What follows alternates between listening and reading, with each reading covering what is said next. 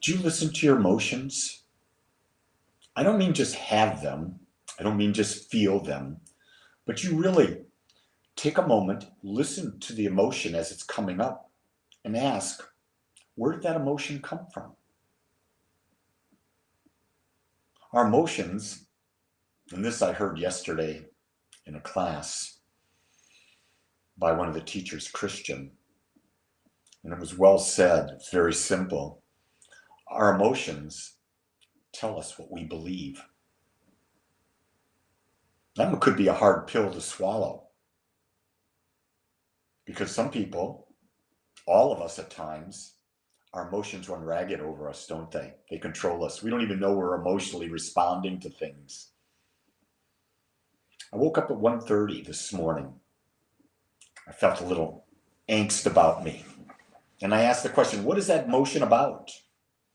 Well, it's about that I'm back in hypnotherapy school, and in less than 2 weeks, I have the final exam.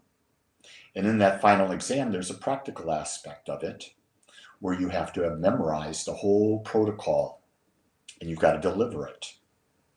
And the emotion I was feeling was one of fear. And so I had to ask the question, what is that emotion? What do I believe? Ooh, I believe that at that moment, I couldn't do it. But then what I did is I went back and said, wait a second. You went and got a master's degree in your 50s. You had a 3.87 average. You've become an ordained minister. You've done this, you've done that, you've done this, you've done that. So the proof in my life didn't support the emotion. Guess what happened? I went right back to sleep because I negated the emotion. Our emotions comes from beliefs that we built probably when we were very, very, very young. And the belief that I came up with is that my father said, Lee, you have to be perfect in school. If you're not perfect in school, you're going to be like me. You're not going to be able to rise up in the social ladder. My dad was an immigrant. My dad came from immigrants, not an educated man. My mother was an immigrant. And so the fear of the house was that we would not fit into society and grow up. So there was a tremendous, tremendous, tremendous push on us to get good grades. My brother did. I got B's. I didn't care. I was rebellious. I just didn't see the value of studying my butt off and watching. I watched what my brother was going through. It was hell. But I believed, wrongly so, that I wasn't smart. But yet, I got B's and did almost no work. Not only in high school, but in college. I bluffed my way through a lot of my corporate life. I didn't realize I was extremely smart. I didn't want to own the card that knew they were smart. Now, I'm not saying I'm smarter than others. I think everyone has the ability to demonstrate any type of intelligence they choose. Some have never been given the opportunity. And so the question then is, and Pamela says this really good, is we got to remind ourselves of who we are. And our beliefs are not who we are. Our beliefs are illusions of who we are. We're created out of the infinite, by the infinite.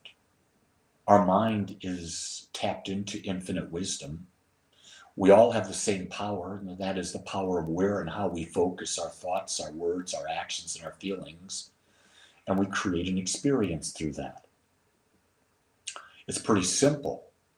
It's not easy to embody. It's not easy to demonstrate and live.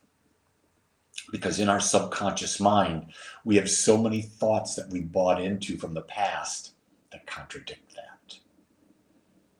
And then we spend the rest of our lives, hopefully we spend the rest of our lives, getting rid of those thoughts and discovering our truth. That's why I love this journey. This journey never ends. Never ends. Daisy says, sometimes I find myself reflecting on my past decisions and find that I could have addressed them without negative emotions and would have gotten to a different path. I know what you're saying. I think we all do that. But what I would also say is you can't go back and change things. But you can accept that at that time you were not that fully aware. But you're more aware now. And so the path you're on is the path you're on. Now, how are you going to take that path to the most expansive, loving presence that you can imagine yourself to be? That's the question.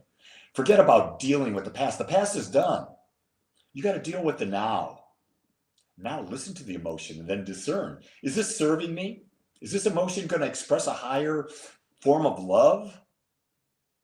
Is this emotion telling me I need to love myself and accept myself more? That's something we don't do enough of. We don't accept ourselves as we are. And when we do that, we're denying who we are. When we deny who we are, man, that's like saying, I don't love you. Remember this simple definition of love. It's the opposite of judgment. What's the opposite of judgment? Acceptance. So if you love yourself, it means you accept yourself. Not part of you, all of you. If you judge yourself, you're not in love. Don't judge yourself. You can look and do analytics, but don't judge yourself. Your emotions are your guide. If you listen to them, they can help you find your path to an incredible life of love. With that, everyone, it is a great day to be alive. And you and I, we get to make it so. Much